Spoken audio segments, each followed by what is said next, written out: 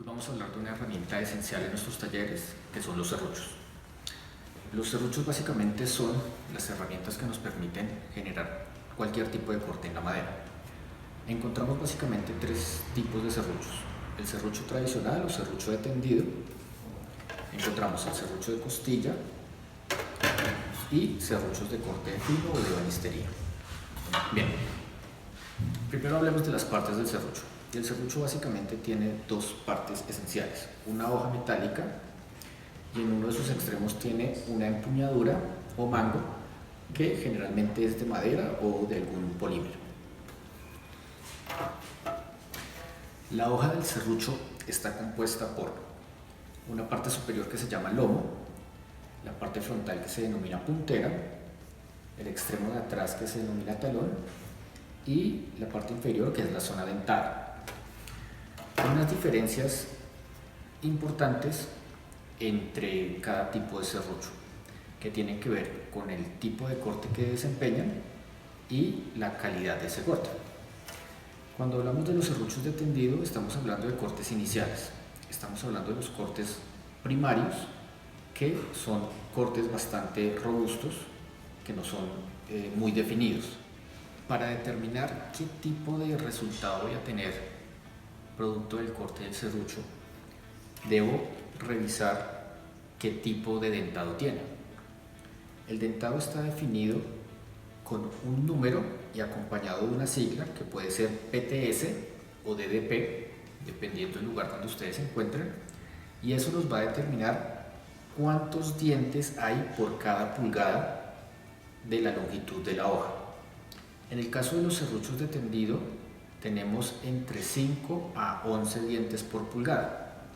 Eso nos determina que vamos a tener un corte bastante robusto, un corte primario, y lo vamos a usar en los cortes iniciales que necesitemos desarrollar sobre el material.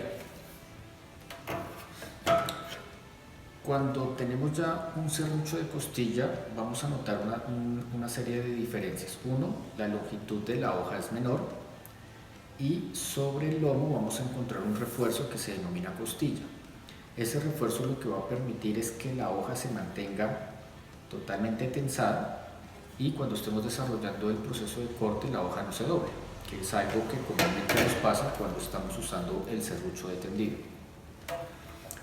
Hay una variación importante en la cantidad de dientes por pulgada. Aquí encontramos entre 12 a 20 dientes por pulgada, que quiere decir que la cantidad de dientes es mayor y su tamaño es menor. Esto nos va a generar unos cortes más finos y mucho más limpios.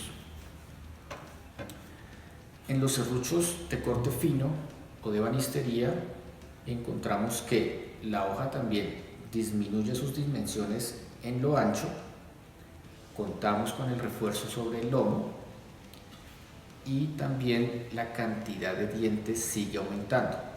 Entonces pasamos de tener más de 20 dientes por pulgada. ¿Cómo decidimos qué serrucho usar o qué serrucho comprar? Tenemos que tener en cuenta el tipo de corte que vamos a desarrollar, cómo se va a desempeñar la herramienta en nuestro trabajo. Si nosotros vamos a desarrollar los cortes iniciales sobre el material, lo ideal es que usemos un serrucho de tendido, porque este nos va a permitir cortes rápidos, precisos, pero vamos a tener en cuenta que van a ser cortes robustos, así que la definición del corte no va a ser tan precisa. También tenemos que tener en cuenta que como la hoja está libre, la hoja no tiene ningún elemento que la limite, podemos atravesar todo el material, bien sea cuando desarrollamos cortes a través del material o a lo largo del material. Por el contrario, sí lo que necesitamos es que los cortes sean muy precisos, es decir, tenemos ya material predimensionado y lo que buscamos es desarrollar, por ejemplo, los ensambles para la unión de ciertas piezas.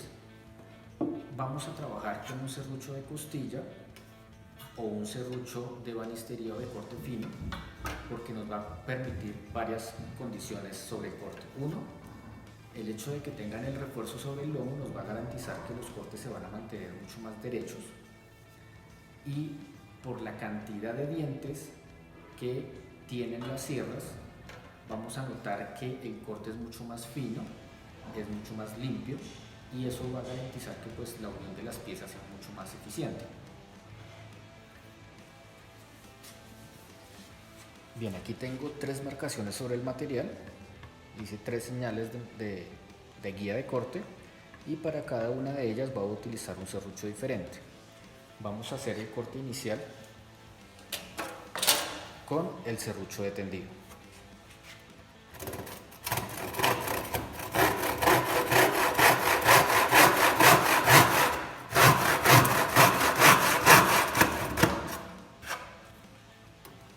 Avancé más o menos unas 2 pulgadas, unos 5 centímetros.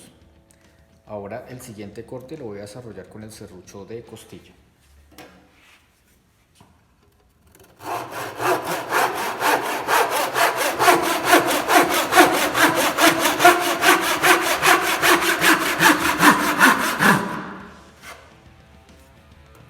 Y por último voy a utilizar el serrucho de corte fino o de ebanistería.